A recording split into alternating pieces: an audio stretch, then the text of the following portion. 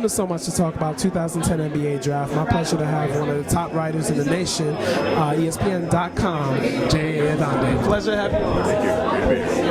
And now you're based in the LA area. Of course, you covered the NBA Finals. And I was saying earlier to John Barry, the Lakers' defense in that fourth quarter, I mean, the rotation was just so quick. It's like you could have passed them all around. Boston had trouble being able to set their offense.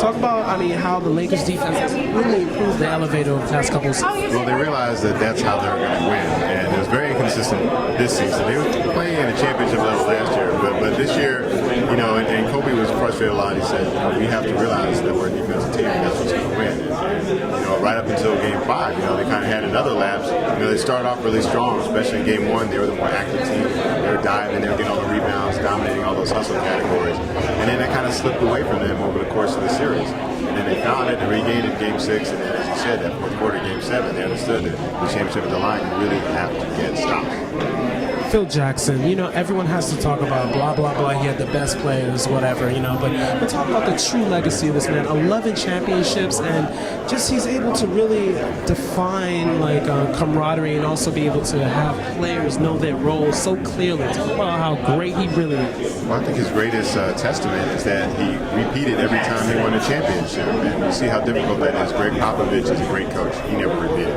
Larry Brown won a championship. He never repeated. There's a lot of great coaches, Billy Cunningham, couldn't get their team motivated. It's very difficult to keep that team hungry. I spoke to Michael Jordan about that, about how difficult it is after you win that first time to maintain that hunger and to keep all the team vested.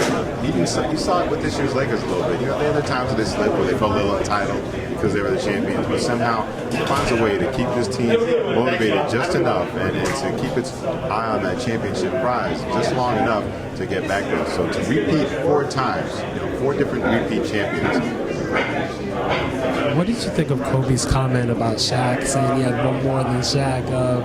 Interesting, right? Like he mentioned that right after the game too. So what was your take? Yeah, I guess you could say it was a Jordan-like aspect because you all saw Michael's Hall of Fame acceptance speech when he went down and ran down the litany of everyone who had ever slighted him in the least way. And he still remembered, even in his greatest moment of triumph. So here's Kobe, his 5th championship, the one he said that was his sweetest, instead of thinking in terms of Magic Johnson equaling him with 5 championships or coming within one of Michael Jordan. All that mattered to him was that he was one ahead of his former teammates. So it just shows you kind of the depth of that battle. It's funny because when I was in LA at the LA Times, people used to say, "Oh, you guys are overplaying this Kobe and Shaq rivalry. You know, you're making a big deal out of it. You're playing it up for the media and hyping it up." You can see just how legitimate it was, how deeply it was feeling for him. And I wanted to ask you about this NBA draft. Of course, we know about John Wall and Evan Turner, Derek Favors, et cetera. Now, which players do you see that can, you know, be a sleeper and be able to maybe start for an NBA team next year? Guys like Paul George out of Fresno State, you know, he's the guy that you hear a lot of the scouts talking about. Rackins, Gordon Hayward. I mean, these are some of the guys. I know Hayward got a lot of shine during the tournament, but I really think he's going to be able to live up to the hype. Yeah, I like this game a lot. Quincy Pondexter is another name that you hear that, you know, kind of a little bit off the radar, but people are excited about his prospects. So, I like seeing. There's always going to be someone that people can really count on that's going to succeed. You know, it's very easy to point at John Wall, but that's kind of the fun of the draft when you look back at it. You know, I don't really enjoy draft night itself. I really love going back and looking and analyzing and saying who got it right and who just, you know, lucked into somebody maybe that shouldn't have been there when they picked. You know, and who really surpassed expectations and jumped over and is here long after some of these higher name recognition people went ahead of them and they're out of the league. That's right. It takes 4 years to be able to truly evaluate the draft, for sure. And one more question: the Hall of Fame class coming up. Karl Malone, Scottie Pippen, of course, the '92 Dream Team. You know, just you know, your take on Malone and Pippen, and even though Malone never won a title, still, like, talk about the tenacity of both those gentlemen. Well, the main thing with Karl is how many straight games he played. You know, he really only missed for suspensions. He played game after game after game. His toughness, dedication, and there's another classic guy. He wasn't heralded at the draft, but became the second all-time leading scorer and could have passed Kareem if he had stayed healthy in his last season in the league when he played with the Lakers and then come back for another year. He barely easily could be the all-time leading scorer in the history of the NBA. So, for a guy, a very country guy, to come in and rise to the top of the NBA, there's a lot. And Scottie Pippen, another guy, Arkansas, Central Arkansas, and just a great find by Jerry Krause. I have to give Jerry Krause, the general manager of the Bulls, a lot of credit for that. And the greatest number 2 guy, maybe that we've seen.